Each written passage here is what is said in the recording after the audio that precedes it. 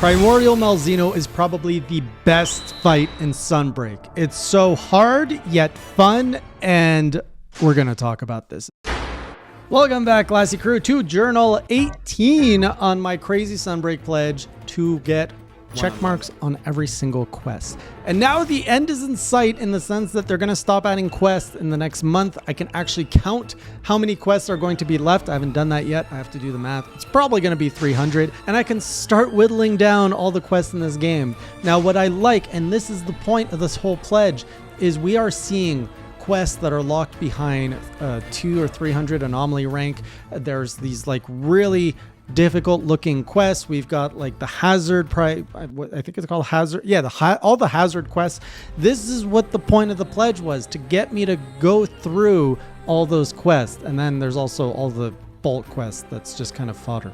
But anyways, Primordial Malzeno has landed in Sunbreak as the final monster to the final update to this game. And I have to say, it's everything I could have wanted. It is absolutely exhilarating. It's a fun fight. I finished the first one with no carts somehow, and this is after weeks of playing 4U. So coming back to Sunbreak, I'm always worried that I'll be a little rusty on the switch axe. The chat said, no training, you're going fresh into Primordial Malzeno, which I was like, okay, I'm definitely going to cart going in with some rust. But man, the instinct of the switch axe just came back to me, and I was just, oh, and you're, oh. And Primordial Malzeno, I don't even know where to start talking about this thing, because he's, first of all, just from his appearance, I've always liked the Malzeno. I think I even made a video in my journal saying Malzeno was an amazing creature, monster, and a fight. But Primordial Malzeno just takes it to the next level. It doesn't worry so much about having like this Dracula vibe. It's just a really cool dragon.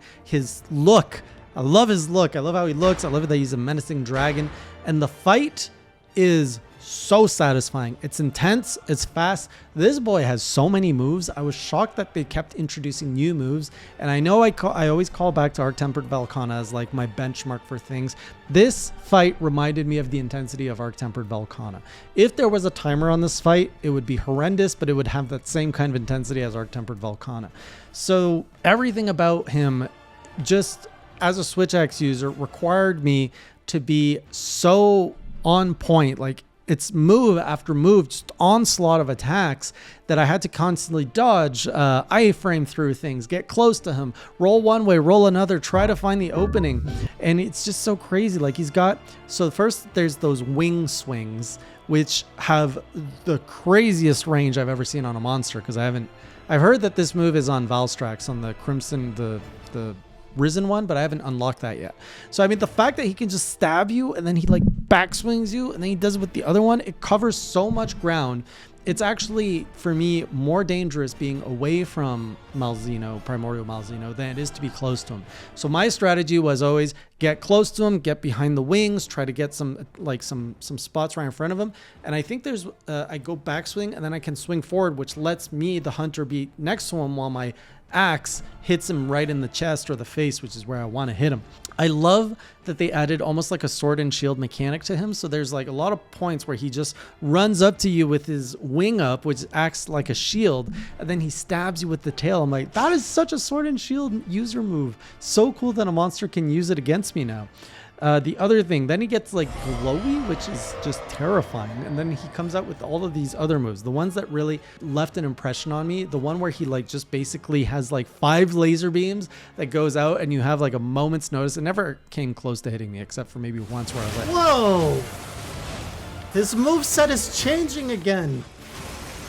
And then he's got his ultimate, which I'm so lucky that I was so nervous and just kind of jumpy. Like, I was diving so many times and that saved me so many times. Because there's the part where he's got like, you can see like a red ring on the floor around. And I'm like, okay, I don't want to be in that. And I had to dive out of that. And of course it goes like boom and just pretty much it hits everything up to the ring.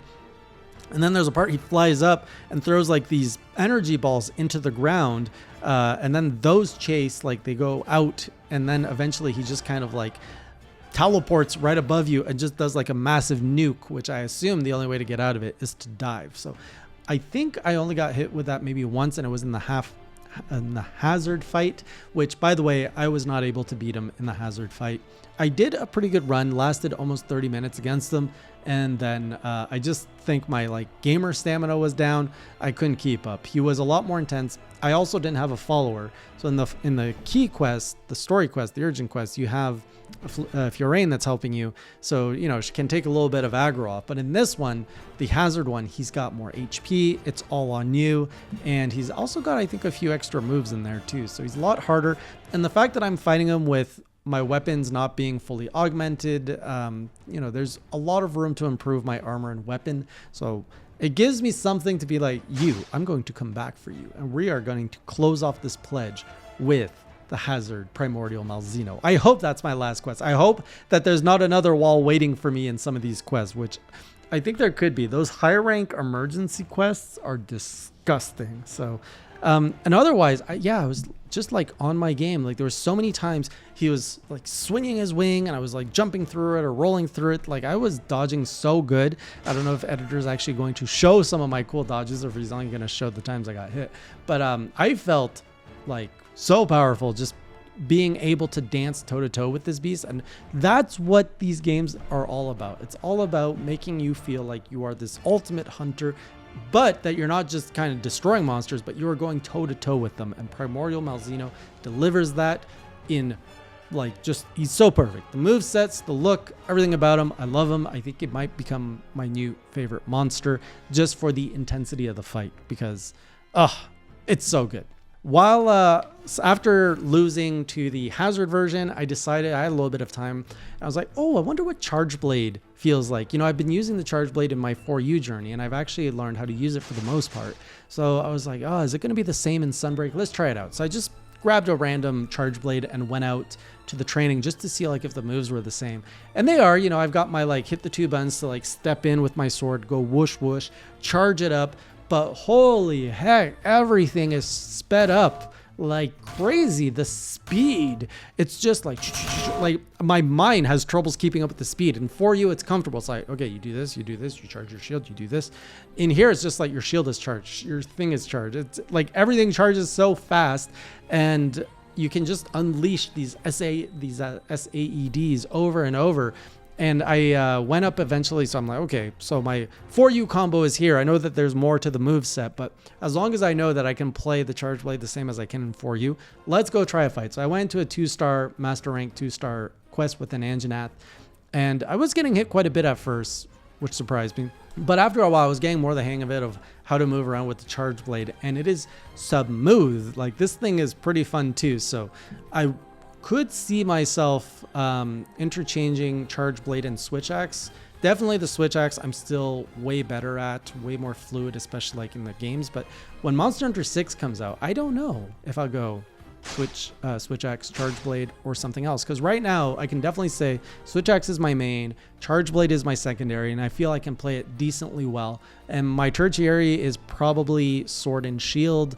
And after that, I honestly don't have enough experience with the other weapons to like say I can probably go into a fight with it. I kind of know how they work, but they're too unfamiliar for me to fight. So nice surprise to see that Charge Blade, my skill in 4U, transfers to Sunbreak.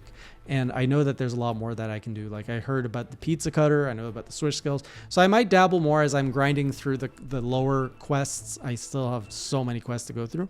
I'll probably play more Charge Blade just to make it more interesting and experience new things. So that's where I'm at. Journal 18. I don't know how many journals this pledge is going to take before we can get to the end.